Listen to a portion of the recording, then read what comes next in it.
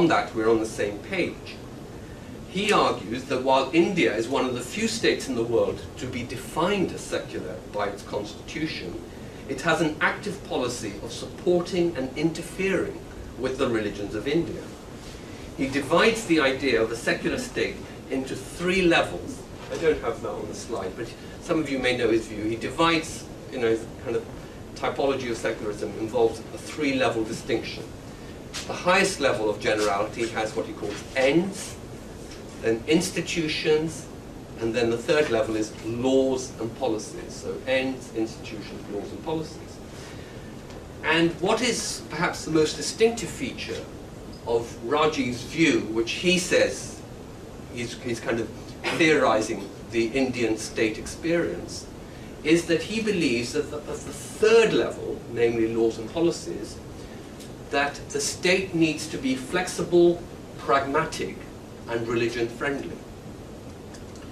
And he has a term which I don't have time to go into now, some of you I'm sure know it, that what he's defending is he refers to as principled distance, which is a little bit misleading because he actually thinks the state should be close to religion, so perhaps we should call it principled closeness rather than principled distance, but that is his term. Anyway, so that's his concession, or northern concession. That is a kind of innovation that he thinks the West can learn from India. But at the other 2 levels, namely ends and institutions, he actually shows a lack of flexibility and has a dichotomous set of distinctions, because he forces a choice between, at the level of institutions, between establishment or secular, as he argues, as we see from that quote, that there can be no overlap or duality of function between state and religious personnel. I think, however, that at this level too, we need elasticity. So we need to go further than Rajiv, and if that means going further than India, well, fine. Actually, I'm saying this is what we already do. Bhargava says he allows weak establishment, which is a term I use to defend what I was defending. And so he says, okay, look, I allow for that. Good. That's politically sound. But it is not clear how he can make this move within his theory. It seems to lack a theoretical rationale. So politically he and I are close, but I'm saying your theory doesn't allow you to be close to me, even if you want to be close to me. Cécile Laborde offers one rationale when she says there are liberal forms of establishment, which are such, either, she only gives one of 2 possibilities, either because they're multi-faith, or because they're only purely symbolic and do not confer any substantive advantage on the publicly recognized religion. That was a quote that I was reading from her.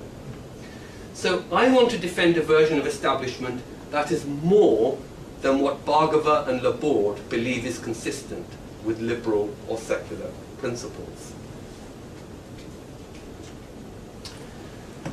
So my kind of meaning of establishment, or at least a certain version of establishment, which sometimes I've used the phrase weak establishment, Laborde uses the phrase moderate establishment, is where there's some kind of a relationship with the state such that a religious organization participates in the functions of the state, or it is supported by public funds, or it is part of the symbolism of the state in a clearly non-neutralist way.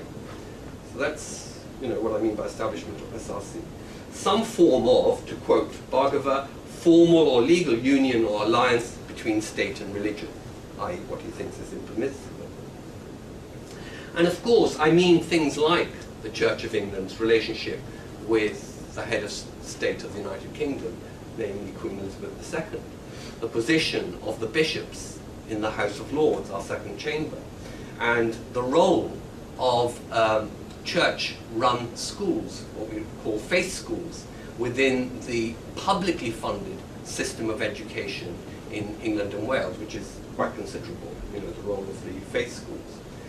I also mean places like Germany, which have no formal establishment. Their constitution prevents them from having that, but nevertheless, where we could say there are kinds of relationships, certainly I call SRC, state-religion connections, which in some ways are not generically different from what we have in England, where we do use the term establishment.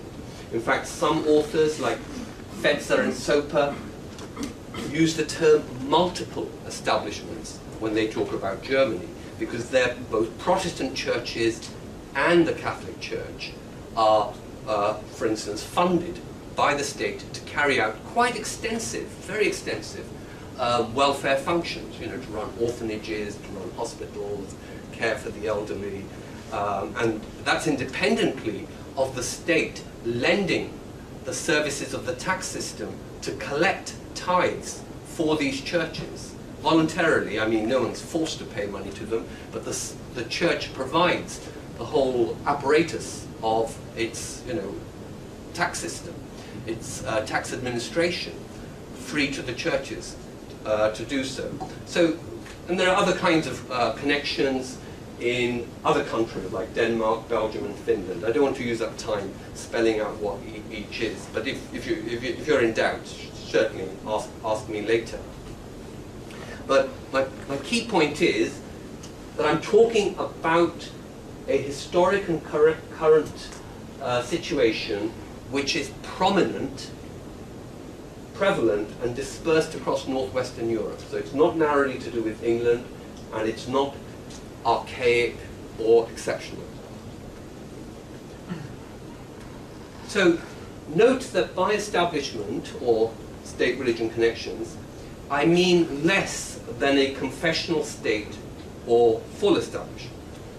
Western European states may have been like this once, but they ceased to be some time ago and are not so today. So no state, none of those states that I mentioned, is asking people to believe some, you know, theological truth, you know, like 39 articles as opposed to papal infallibility or anything like that. No state is doing that. So we clearly can't mean that if we're talking about contemporary establishment. Note, however, that by SRC I mean much more than what Laborde calls symbolic establishment, and also more than what some people mean by post-secular. And, you know, thinking here of Rawls, and obviously this is Habermas's term, where they talk about having a more open attitude to the presence of religious people making religiously motivated arguments in the public space. And they're saying, you know, we need to be more open than we or our predecessors have been in the past. Well, actually, themselves, Rawls and Habermas have both, late in their careers, changed their positions in this respect. I also mean more than Charles Taylor's argued in various places, including in the, you know, the report for the province of Quebec. He and Gerard Bouchard were commissioned to do, and also some of the arguments of which are presented in a more academically developed way in his recent book with Jocelyn McClure, because they take a very, some people think, well, a lot of people in Quebec think, too religion-friendly position. But one of the things that they insist on, they draw the line on, is that there must be no connection between a religion and the state. And so, of course, the most controversial or symbolic example of that is the Bouchard-Taylor Commission recommended that the large cross in the Provincial Assembly of Quebec should be regarded as archaic and should be removed. And of course, as you're sure you all know, the Quebec Assembly immediately voted to say we're going to keep this. But that is their view. Well, that's not my view. I want to, by state-religion connections, I mean I want to go further. I want to definitely connect with the state, as the examples in Western Europe clearly do. Moreover, there is a view that while there may be something like moderate secularism present in Western Europe and elsewhere, as far as the 20th century is concerned, it has continually given way and become weaker. Perhaps even that there's a historical process at work that will ultimately lead to the disappearance of SRC and the triumph of full secularism. I'm only interested in the politics of this, but of course there's a sociological view that allies itself with this, that we sometimes refer to as the secularization thesis. But it's not true. Actually, there are certain substantive policy areas where SRC has grown. It's not the case that there's a linear decline or dilution. Moreover, it hasn't just grown in the last decade because of some agitation by Muslims or post-secular sensibility. The single biggest growth in state-religion connections in Western Europe has been in the area of education. The expansion of state-funded church schools in Britain took place through an act passed in 1944. In France, a law colloquially known as the Debray Law in 1959 brought the Republic, the Laïcité Republic, into direct funding of Catholic schools that form about 20% of the schooling system in France, and which is not actually so dissimilar to England and Wales. In England, the number of pupils who have schooling in a faith school, what we call a faith school, but it's publicly funded, is roughly around somewhere around 30%, maybe a bit more, and in France it's somewhere around 20%. So, you know, when you think of how radically different they sometimes are presented, especially kind of ideologically, that's not really very different, and it's amazing. Most people, I think, are very surprised to learn, unless they already know it, that this happened in 1959.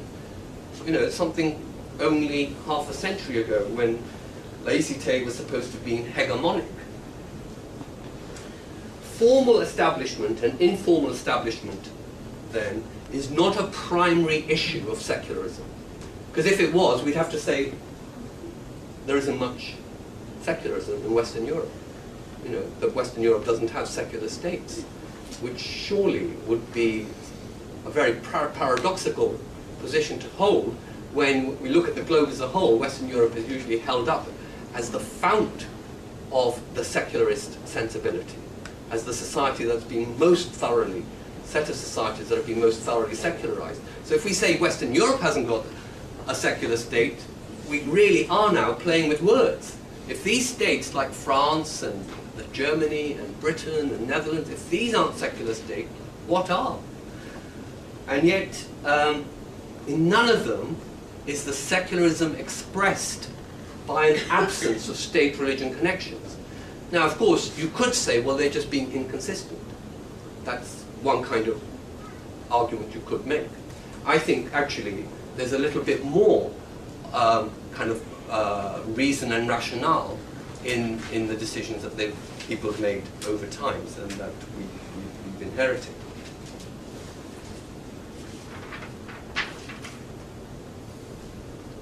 I do acknowledge that the historical movement has been for these connections to be thinned down, to be marginalized, and to be pluralized. But it does not mean that we have to take the thinning down to its, as it were, nth point, you know, to its extreme point, if there's a good reason to slow down, halt, or even reverse the process. My suggestion is that there can be various reasons, not all of which I'm going to go into now because of time, though I've written about them elsewhere. But one which egalitarians should consider is to accommodate Muslims in Western Europe in a spirit of multicultural equality, which, you know, has been a big feature of some of my work. So what I now do, and I will do very, very briefly because of time and because I've argued this elsewhere, and after all we're in Canada, so you guys don't know about multicultural equality. I can't take assume any knowledge in any audience. But I want to argue that if we think about multicultural equality and how it should be applied to religious groups, then we begin to enter the space I want to enter. So I won't, as I say much more about multicultural equality, except that, you know, I think that it's about equal respect due to identities that matter to fellow citizens. Of course, these identities may be to do with sexuality, they may be to do with origins, they may be to do with gender, and so on. So religion is obviously only one candidate for these identities. and that multiculturalism involves changing